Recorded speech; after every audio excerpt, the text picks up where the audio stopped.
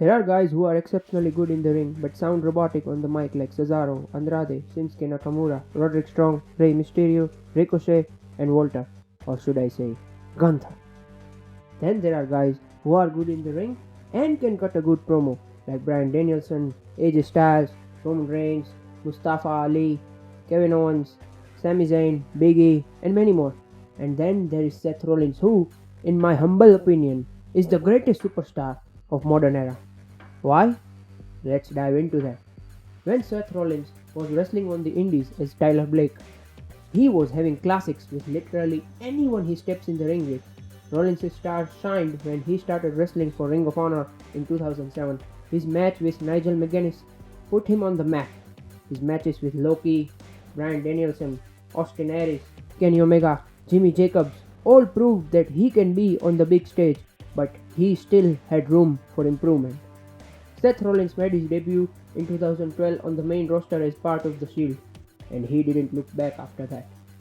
While Reigns and Ambrose grew their fan base, it was Rollins who rose to prominence. It was him that benefited the most. Even if WWE presented Reigns as the leader, Rollins outshined and outperformed him on every level with his brilliant work in the ring and on mic. When Rollins turned on his brothers, he cut a promo explaining his actions, which proved that WWE has made the right choice by picking him to be the villain of this epic story. It was that moment when Rollins gave birth to his one of the best characters, the Architect. Rollins' high-flying and speedy style helped him stand out, and from that point onwards, Rollins was destined to become the star that he is now.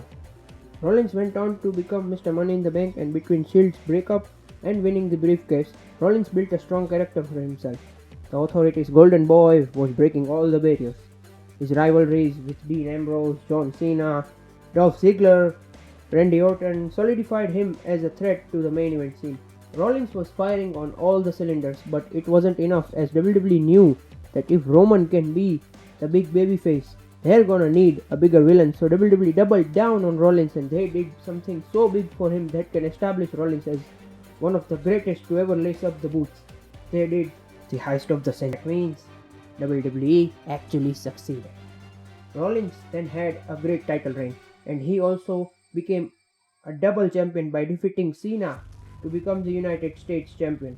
Time after time, Rollins was pretty consistent with his performance, and he was improving every time. Whether he grabs a mic and cut a promo or he steps into the ring, Rollins was doing his best work till date.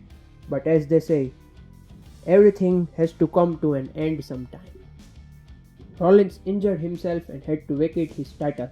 When guys like Cesaro and Sami Zayn were struggling to find their place, Rollins was on top of the mountain with his outstanding in-ring abilities and great character work. Rollins came back stronger than ever. At Extreme Rules 2016, he got one of the loudest pop of that year, and fans loved him and thought he came back as a babyface, but he cut a great promo on the very next Raw and played everyone until he revealed that he is still the same guy who he used to be, but only better and apparently more jacked.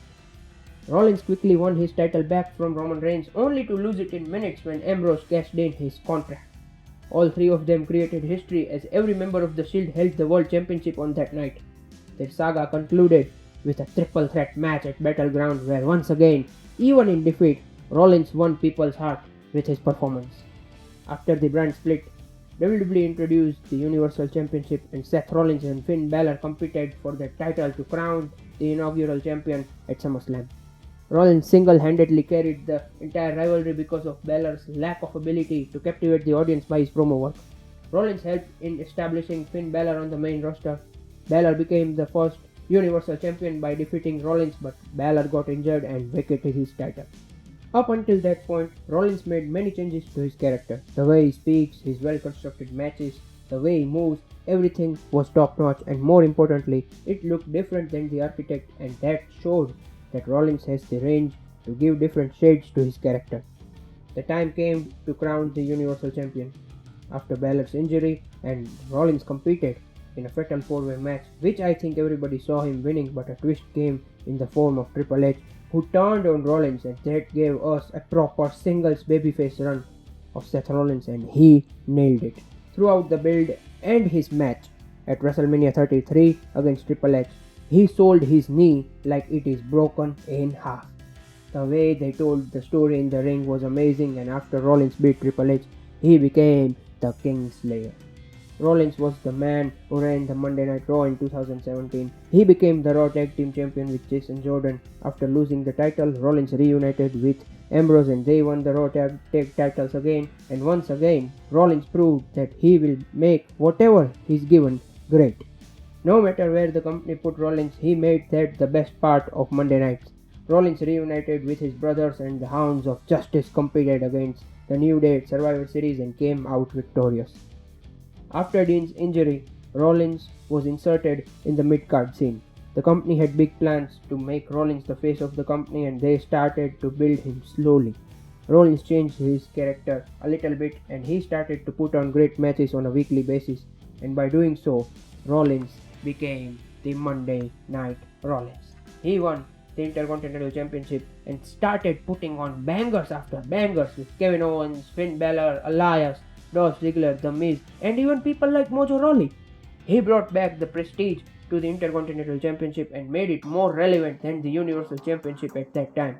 With his open challenges and his fiery promos every week, he made the fighting champion character work in a time where it is hard for people to get behind that. But he succeeded because he knows how to make people feel sympathy for him.